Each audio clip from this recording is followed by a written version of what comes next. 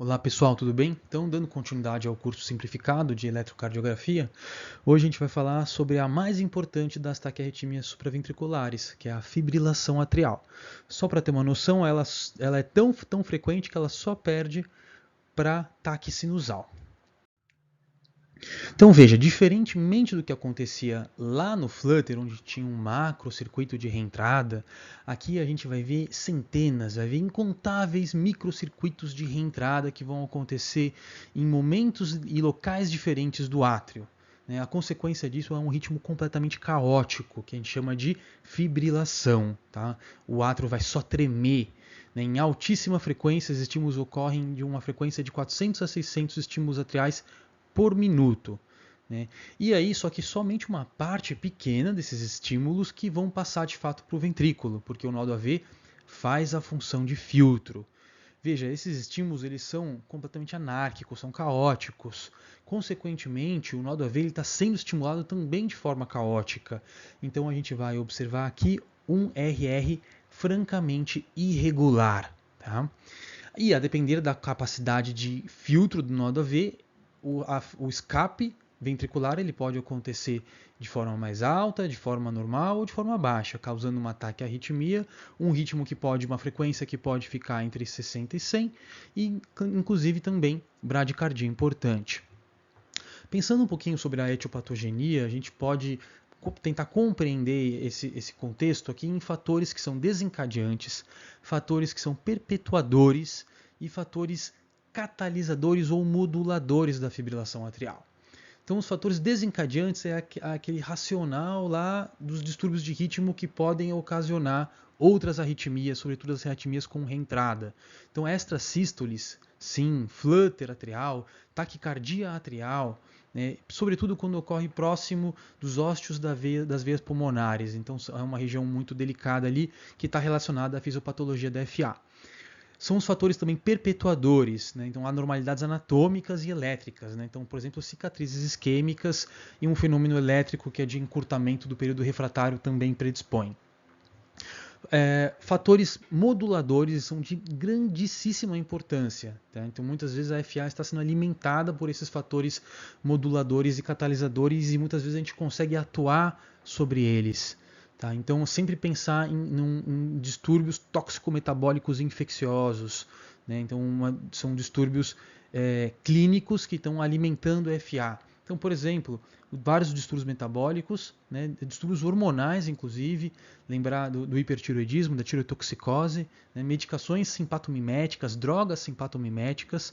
Aqui na fotinho está segurando uma xícara de café, mas por incrível que pareça, a cafeína na fibrilação atrial ela não tem uma correlação importante. E aí as características do eletrocardiograma, um ponto essencial. Aqui a gente não vai ver a formação de onda P.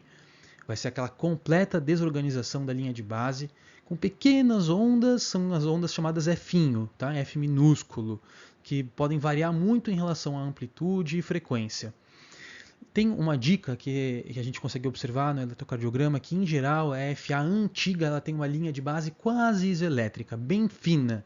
Então, por exemplo, aqui a gente consegue observar uma linha de base bem fina, ou também, como está aqui demonstrado, uma linha de base grossa, tá? Que é uma FA em geral mais nova, há menos tempo desenvolvida.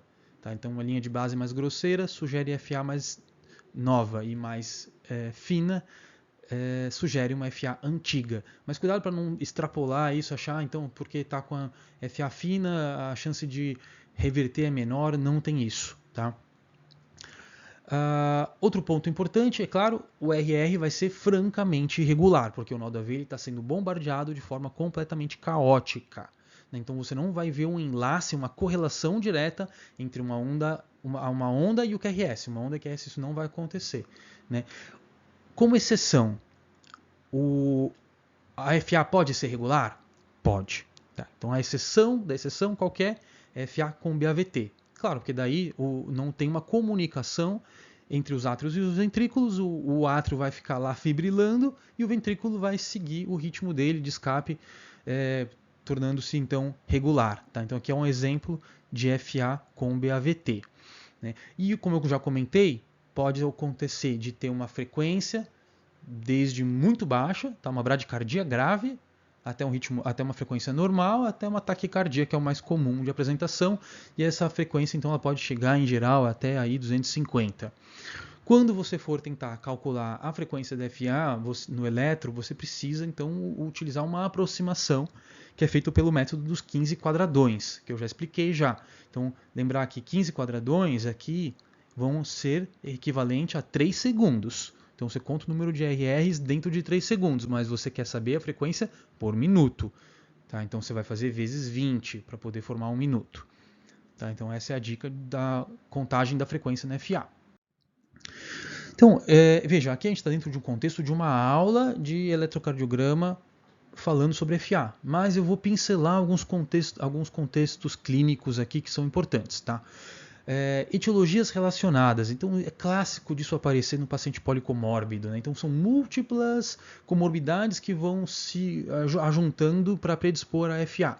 Então hipertensão é um clássico, obesidade tem uma boa correlação, insuficiência cardíaca, lógico, diabetes, né, isquemia, tá, doença arterial coronariana, libação alcoólica, uso de drogas simpatomiméticas, TEP, né, e pode vir completamente assim isolada. Um paciente que não tem cardiopatia, não tem comorbidades, pode mesmo assim aparecer a FA. Isso ocorre até uns próximo de 30% dos pacientes. Sobre o quadro clínico, né? Pode ser, via de regra, assintomático. Então, é uma doença perigosa? É, porque ela pode abrir o quadro clínico com um evento trombótico, com um AVC que é catastrófico. Né? Mas pode acontecer no paciente dispneia, palpitação é um clássico, fadiga e dor torácica. Tem alguns detalhes interessantes de se saber, que é sobre a questão da nomenclatura da FA. São várias nomenclaturas aí na literatura, vale a pena lembrar, citar aqui algumas, né? Um termo que eles usam que é a FA em primeiro diagnóstico. Então você acabou de diagnosticar, tá? Claro, o termo é autoexplicativo, mas é uma situação onde você vai precisar investigar esse paciente de forma adequada, pedir, por exemplo, função tiroidiana, tá? Pedir um ecocardiograma. Vai ter que fazer a avaliação rigorosa aí do risco trombótico, decidir sobre controle de frequência, controle de ritmo, né? Lembrar que existe uma tendência atual da gente dar uma chance para esse paciente de reverter o ritmo. Tá? O termo FA paroxística, então FA com duração menor que 7 dias, né? Em geral tem resolução até espontânea em 48 horas. A FA persistente é aquela que dura mais de 7 dias, a persistente crônica que tem duração mais de um ano. Tá? FA permanente é aquela cuja qual o médico ou o paciente decidiram por manter o ritmo fibrilatório. Né? E a FA não valvar é um ponto importante também, porque isso tem uma implicação terapêutica, é aquela que não é relacionada à valvopatia. Sobretudo a gente está falando aqui sobre questão do paciente ter uma válvula metálica ou ser portador de uma estenose mitral moderada grave. Isso que é super importante. E aí, a primeira etapa da avaliação clínica, mais importante, na verdade, se aplica a todas as taquiarritmias. Você vai se perguntar, o paciente está estável ou instável? Porque se ele estiver instável, a sua conduta precisa ser imediata. Só que a gente vai ver aqui que a instabilidade não é só aquela que a gente está acostumado, questão de hipotensão, redução de perfusão, não é só isso. Então, primeiro ponto, você vai se perguntar, o paciente tem algum critério de instabilidade? Se sim, então pense, pode ser hipotensão com má perfusão? Pode ser que seja isso, que é o que a gente está mais acostumado. Mas a instabilidade clínica elétrica que a gente está se referindo aqui pode ser relacionada a edema agudo de pulmão, dor torácica típica anginosa, né, e rebaixamento do nível de consciência, fora a hipotensão. Então esses 4 são super importantes, você precisa ter eles em mente. E a conduta? Aqui na instabilidade vai ser a cardioversão elétrica sincronizada ou choque sincronizado. Tá? E aí, neste contexto, você pode fazer independente de risco trombótico, tá? Do tempo que está com FA, aí acabou. Casa caiu, você precisa agir rápido e cardioverter de forma segura. Tá? Claro, a anticoagulação ela vai ser iniciada se o risco trombótico for alto? Sim, vai ser iniciada de forma até mesmo imediata. Um pouquinho, até antes ou durante a cardioversão, você já pode fazer um bolus de enoxaparina no seu paciente. Tá? E persistir com a anticoagulação por 4 semanas após o procedimento. como é que a gente vai fazer essa cardioversão sincronizada? Eu vou dar uma pincelada aqui para vocês. Tá? Então, lembrar o que significa a sincronização. A máquina, tá, o desfibrilador, ele vai identificar os QRS do seu paciente para que ele jogue a energia em cima do QRS, em geral em cima da onda R, tá? Para que evite assim o fenômeno de R sobre T, que é onde você vai aplicar uma energia de forma inadequada, no caso, tá? Em cima da onda T, que é aquele período vulnerável de Wiggers, e podendo degenerar para uma FVTV, então piorar a situação do paciente. Por isso que é essencial você apertar o botão de sincronização. Tá? Como é que a gente vai fazer isso? Vai aplicar uma energia, tá? Um choque de 120 joules, depois 200 joules e depois tentar mais uma vez com 200 joules. Tem até estudos já falando que poderia ser, dependendo de alguma população dos pacientes, colocar direto 200 joules. Tá? E aí essa desfibrilação, essa cardioversão, ela é muito eficaz para todas as arritmias por reentrada. Tá? E em FA ela tem uma excelente eficácia. E você pode potencializar os efeitos benéficos da cardioversão, então a probabilidade de dar certo, usando um antiarrítmico antes do procedimento. Tá? Então, de repente, você pode fazer um exemplo aí, fazer 2 gramas de magnésio em 20 minutos, tá? Ou de repente amiodarona. Né? Então, a aplicação desses antiarrítmicos pré-cardioversão ela é bem-vinda. Tá? Por último, também você tem que pensar se não vai precisar deixar um antiarrítmico profilático pós-cardioversão. Né? Então, são vários pontos aí que você precisa pensar a respeito. Tem um mnemônico, né, que vai te ajudar a organizar esse procedimento de cardioversão sincronizada, que é um procedimento que quem trabalha na emergência precisa saber, precisa dominar. Tá? Então, existe um velho mnemônico que chama IPSASC, né? Mas tem também, o pessoal usa hoje em dia OSASCO, tem vários. Né? Então, o I de informar o paciente, você vai explicar o que vai ser feito, tá? É essencial. Pré-oxigenar o paciente, então, usando, de repente, um ambu, uma máscara não inalante, tá? Para poder dar aquela reserva de oxigênio necessária para um período de apneia, tá bom? Depois, a sedação, analgesia, então você aplica um sedativo e um analgésico, a sincronização, você vai apertar o botão lá na máquina e chocar, tá? Aplicando os joules que eu já indiquei para vocês. Sempre, obviamente, vai fazer esse procedimento numa sala de emergência, num leito de monitorização, onde você já tem material de intubação, um bico de oxigênio, tá? Monitor, tudo perfeito. Tá? Sobre a questão da dose da sedação, veja, tem vários sedativos que você pode usar. Por exemplo, midazolam, propofol, etomidato, ketamina, fentanil, são todas opções. Se o paciente estiver muito hipotenso, tá mal perfundido, propofol e mida não é tão bem-vindo. Tá? Um clássico que a gente usa muito é propofol 3 a 4 ml com 1 ml de fenta. Né? Funciona assim na maioria dos casos. Tá? 3, 4 ml de propofol com 1 de fenta. Espera uns segundos, 30, 40, 60 segundos e às vezes o paciente ele não é para ele ficar completamente rebaixado, ele pode ainda estar um pouco lúcido, tá? Mas tem um efeito amnésico importante, ele não vai sentir dor, você pode fazer o choque tranquilamente. Caso a hemodinâmica esteja muito ruim, etomidato é uma boa opção, tá? Então, próximo de 1/3 da dose de intubação, o que está 0,1 mg por quilo, né, com 1 ml de fenta, por exemplo, ou poderia usar também a ketamina, certo? De 1 ml, 1 ml e meio de ketamina, dá 50 a 75 mg, com um pouquinho de propofol, tá? Os dois são interessantes. A ketamina tem efeito analgésico também, não só sedativo, e antagoniza um pouco os efeitos do propofol, então de repente 3 a 4 ml de propofol com meio ml ou 50 mg de meio a 1 ml de ketamina, tá? Vai ser super interessante. São só orientações práticas aqui para vocês. Então, se o paciente está estável, aí com calma, você vai focar no risco embólico dele. Né? Então, a avaliação do risco embólico é super relevante, super importante, e vai pensar se você vai optar por controle de frequência ou controle de ritmo, lembrando que tem impacto na qualidade de vida você tentar restabelecer o ritmo. Então, disse que é dar uma chance, assim. Sobretudo, tem alguns critérios que você pode aplicar para saber se existe melhor chance de manutenção do ritmo. Né? Então, quanto muito mais idoso o paciente, pior é. Tá? ou muito tempo de FA, pior é também, né? Menor é a chance. Você vai ter que pesar isso, de preferência já fazer essa discussão com um especialista, né? Com um cardiologista. E aí o controle de ritmo a gente pode fazer com a própria cardioversão elétrica, né? Só que daí vai ser eletivo, né? Ou farmacológica barra química.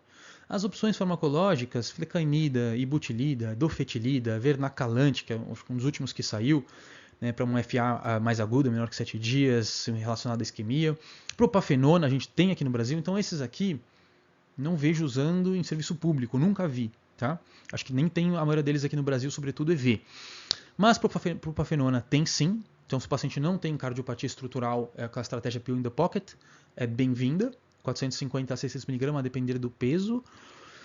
Ou a boa e velha amiodarona, que é o que vai ter na maioria dos casos. Então, saiba usar a amiodarona nos diversos contextos. Tá? Eu não vou aqui me estender muito, mas a dosagem clássica é 150 a 300, tá? Em infusão rápida, ou seja, de 10 a 20 minutos. Em geral, o clássico é 150 em 10 minutos.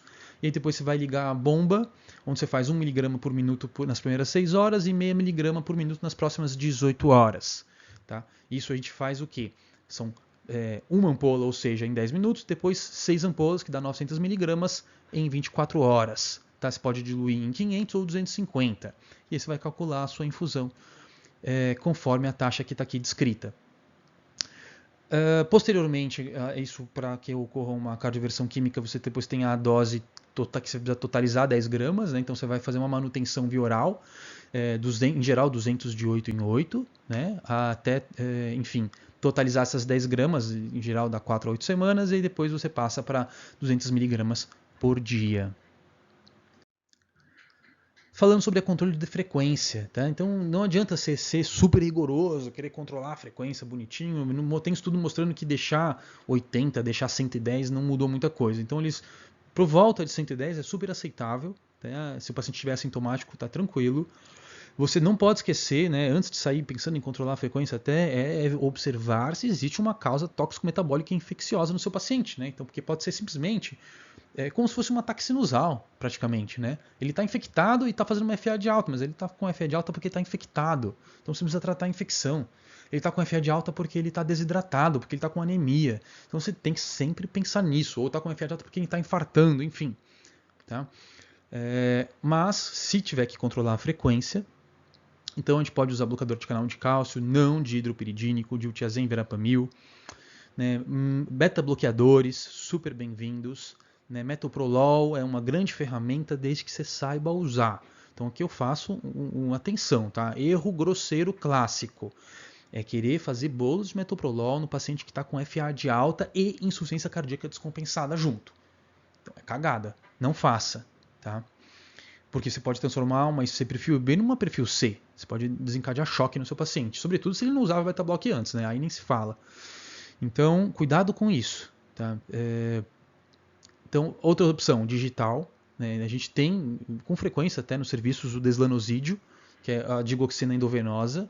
Né? Então, 1 a 2 ampolas, cai super bem, ajuda a controlar a frequência. A amiodarona, então veja, por que a amiodarona acaba sendo útil? Se você está com um paciente francamente instável, e sobretudo que tem uma IC de baixa fração, o que vai te sobrar? Né? Se ele está com uma IC descompensada, de baixa fração, o que te sobra na prática? Digital, amiodarona e magnésio. Quem é mais poderosa dessas? A amiodarona. Estou dando aqui conselhos práticos mesmo, tá? Então, se o paciente está muito hipotenso, está com muita instabilidade, o que vai te sobrar são esses 3. E a amiodarona é a mais eficaz dessas. Só para controle de frequência, a literatura ela até comenta que você poderia fazer 300 miligramas, que são 2 ampolas, em 1 hora. Então, uma coisinha mais lenta assim. Tá? E depois de deixar de 10 a 50 miligramas a hora nas próximas 24. É algo mais brando, permite controle de frequência, sem incorrer em tanto risco de controle de ritmo. Tá? Porque às vezes você pode estar com esse temor. Mas eu vou dar amiodarona e eu vou reverter a FA, coisa que não é desejado, porque eu não fiz um eco transesofágico e eu não deixei anticoagulando. Então veja, o risco é baixo na maioria das vezes. Tá? Sobretudo quando é aquela FA de longa data, num paciente já com átrio gigante. E se você fizer essas dosagens mais brandas, o risco é pequeno. Tá? O magnésio superútil também, eu já comentei, 1 a 2 gramas em 10 a 20 minutos. Depois você vai avaliar o risco trombótico. Super relevante essa etapa, né? Antes da cardioversão, lógico, você vai programar pelo menos 3 semanas com anticoagulação, tá?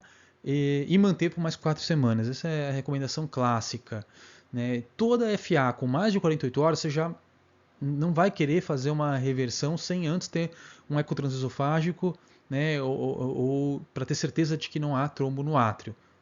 Esse valor de 48 horas ele vem até se reduzindo a depender do risco do paciente. Então não é algo tão estanque assim. Ah, tem menos de 48 horas, eu estou super tranquilo. Não é tão simples. Tá? Depois da cardioversão a gente vai fazer essa anticoagulação por 4 semanas, como eu comentei, porque tem um período que o átrio ainda fica com um fenômeno de stunning, então ele pode não estar com uma contratilidade muito boa. Lembrar então que para o melhor score que a gente tem ainda é o SHA-2-VASc, né? O SHA-2-VASc. Né? Então que é esse acrônimo que você vai poder calcular a pontuação para saber se o seu paciente precisa de anticoagulação ou não. Né? O ponto clássico de corte é maior ou igual a 2 para homens e maior ou igual a 3 para mulheres. Poderia fazer com menos? Poderia. Só que o nível de evidência é menor. Na diretriz da American Heart Association, a última que tem em 2023, ele comenta isso.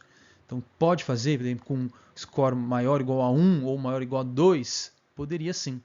Né? Sobretudo quando a gente está falando usando uma pixabana, sabe? Parece ser bem mais seguro, então o risco-benefício acaba pendendo para você anticoagular mais precoce, com menos pontuação. Tem várias críticas a esse score aqui, que a diretriz faz, comenta. Tem outros scores que você poderia aplicar, um que chama Garfield, outro que se chama Atria, enfim. Até, por exemplo, os pesos que cada um tem aqui não é igual. Então, falar que o peso que a IC, que a hipertensão tem para o risco trombótico não é o mesmo, não é 1. Tá? Mas é o que, por enquanto, a gente tem de melhor, digamos assim. Sobre as opções de anticoagulação, da bigatrana, né? Então a gente, durante muitos anos, só tinha a varfarina, né? O Marevan. Só que é uma medicação que exige que nas primeiras semanas, em geral no primeiro mês, você faça dosagens semanais do NR, né? Que o alvo é entre 2 e 3. Posteriormente, pelo menos uma vez por mês, então tem uma logística trabalhosa e existe uma possibilidade não tão pequena, dependendo do paciente, que esse NR fique lábil, fique muito tempo fora da meta, às vezes para mais, às vezes para menos, e vai ter uma série de problemáticas de interferências, tá, com alimentação, com outras medicações. Então é uma medicação mais complexa, digamos assim, de se conseguir manter no paciente de forma correta. Mas é um clássico e é 5 mg uma vez por dia. E aí surgiram, né, os inibidores do 10A, todos esses que tem o XA no nome, então inibidores do 10A. Tem a dabicatrana que é inibidor direto. Então, eles surgiram facilitando nesse sentido. Tá? Não há necessidade de fazer dosagem.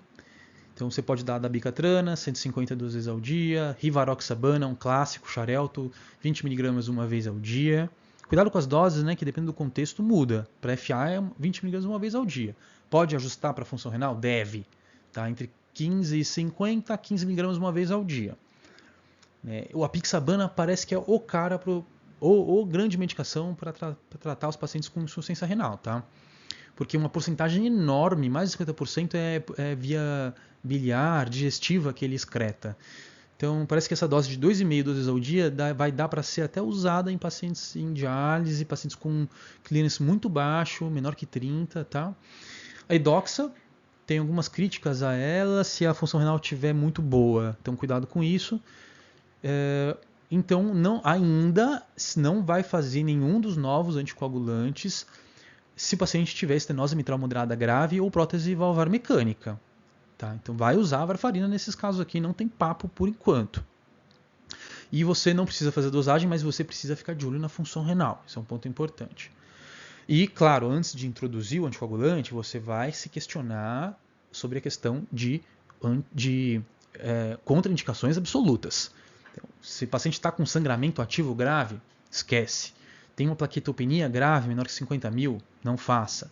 Anemia grave em investigação? Ele pode estar sangrando pelo tubo digestivo. Como é que você vai iniciar uma anticoagulação? Ou um sangramento, tipo um AVCH recente. Tá? Então, aí você vai esperar as suas 4, 8 semanas aí para pensar em introduzir com um neuro te ajudando. Né? Mas essas contraindicações aqui são super importantes. Tem aquela questão do score Hasbled, né? Então a gente poderia aplicar um score que poderia determinar se o paciente é de alto risco de sangramento, mas veja, ele sozinho não faz verão, ele não contraindica anticoagulação. Você vai ter que tomar mais cuidados, tá? Então tem esse ponto. E existem hoje, graças a Deus, já as medidas para reversão, né? Então surgiu o Andexanet alfa, que vai ser usada para reversão de Rivarox e Apixabana. Não acho que a gente tenha no Brasil ainda, não fui atrás, mas acho que não tem.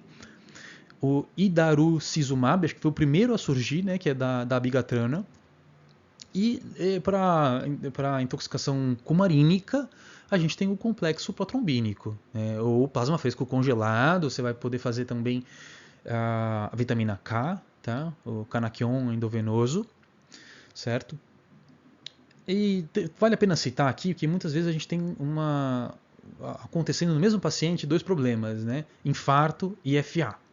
E aí eu vou deixar AS, CLOP e anticoagulante? Né? Então os estudos estão assim levando que seria a terapia dupla ou tripla. Né? Então mostrando que é seguro, parece que é melhor você usar, por exemplo, o Rivaroxa com CLOP, né? ou a Apixabana com CLOP, um desses dois, Rivaroxa ou Apixabana, com algum inibidor de P2Y12, tá? E é isso aí, pessoal. Espero que tenha ajudado. Forte abraço.